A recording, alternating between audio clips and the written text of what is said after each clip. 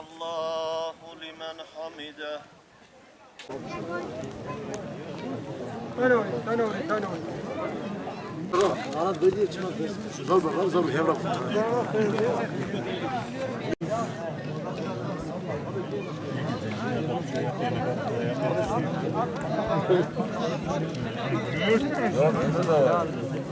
Abi arka tarafa.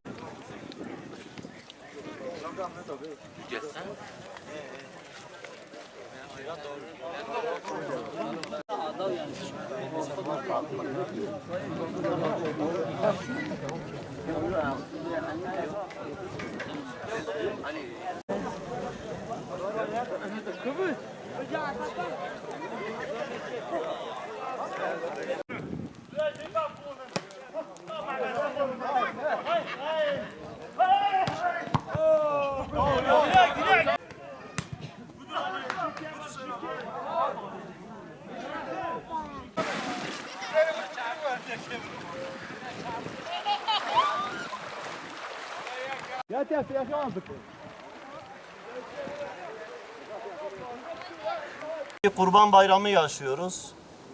Karlova'dayız. Allah razı olsun. Karlova'daki kardeşler, çevre yerlerden gelen kardeşlerle beraberiz.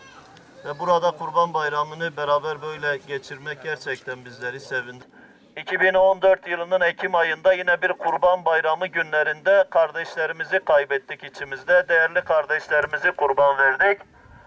Onları hayırla yad ediyoruz. Akrabaları buradaydı bir kısmının. Diyarbakır'da, Bingöl'de, farklı yerlerde çok değerli kardeşlerimiz Kurban Bayramı günlerinde, İbrahimi günlerin yaşandığı günlerde Nemrud'un yaktığı ateşte yakmak istediği İbrahim'in hatıralarının, Hazreti İbrahim'in ve ailesinin hatıralarının yaşandığı bu Kurban Bayramı'nda yine Nemrud'un çocuklarının Kobani bahaneli yaktığı ateşte kardeşlerimizi şehit ettiği, yaktığı o kardeşlerimizin hatıralarının yaşandığı günlerdir Kurban Bayramları bizim nezdimizde. Hakikaten de aramızda olmamasına, onlarla birlikte olmamaya üzülüyoruz ama bir yönüyle de seviniyoruz. Çünkü eninde sonunda ölümle terk edip gideceğimiz bu hayatı en güzel şekilde şehadetle terk ettiler. Ölümü şehadetle taçlandırdılar ve onlar cennette, biz inanıyoruz, öyle ifade ediyor Allah-u Teala. Şehitler ölümsüzdür, şehitler diridirler. Rablerinin katında rızıklanıyorlar ve Rableri onları rızıklandırıyor. Onlar hayattadırlar. Sizler bunun farkında değilsiniz diye Allah-u Teala bizlere buyuruyor. Ve Rablerinin katında rızıklanan kardeşlerimize seviniyoruz. Onlar da seviniyorlar. Onlar da geride kalanları müjdelemek istiyorlar ayetin ifadesiyle. Kavuştukları nimeti, kavuştukları sevinci geride kalanlarla paylaşmak istiyorlar. Ve bu yönüyle onlar hem sevinç içindeler hem de müjdelemek istiyorlar bizleri. Allah-u Teala inşallah onların kanlarını bu coğrafyanın bereketine dönüştürsün.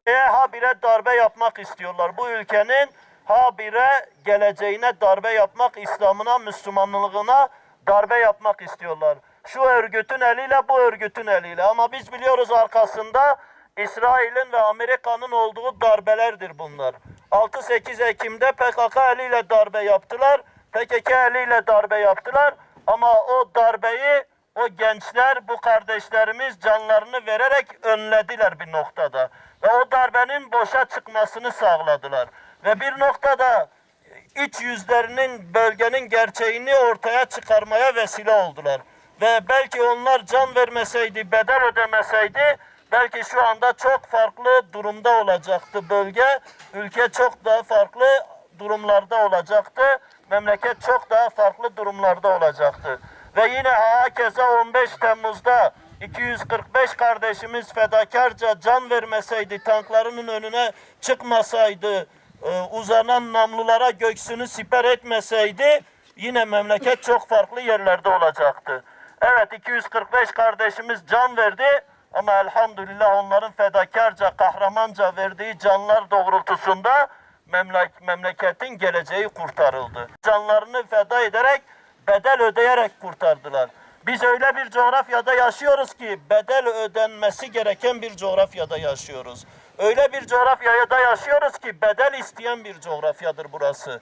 Çünkü dünyanın gözünü diktiği bir coğrafyadır. Dünyanın yüzyıllardır egemen güçlerinin gözünü diktiği, hakim olmak istediği, karıştırmak suretiyle coğrafya içi Müslümanlarını birbirine kırdırmak suretiyle, fitne çıkarmak suretiyle coğrafyaya hakim olmak istediği, Orta Doğu'ya, İslam alemine hakim olmak istediği topraklarda yaşıyoruz. Kardeşler, ülke olarak da sıkıntılı bir dönemden geçiyoruz.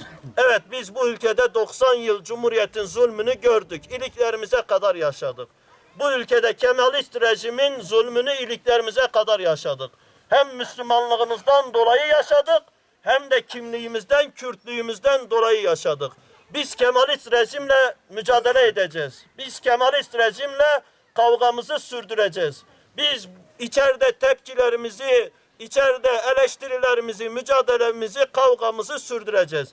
Ama hiçbir zaman içeride Kemalist rejime yönelik, devlete yönelik mücadelemizi sürdürürken, tepkimizi, kavgamızı verirken dışarıdan Amerika'nın, İsrail'in bu ülkeye yönelik saldırılarının yanında durmayacağız.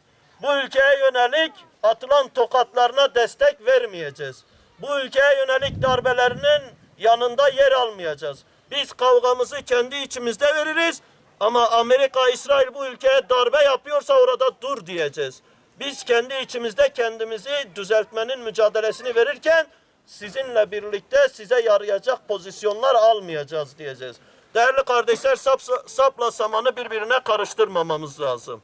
Bu ülkenin içinde yanlışlara tepki göstereceğiz. Ve bu ülkede bir şeyler yapmak isteyenlerin doğrularına doğru diyeceğiz, yanlışlarına yanlış diyeceğiz. Sapla samanı karıştırmayacağız.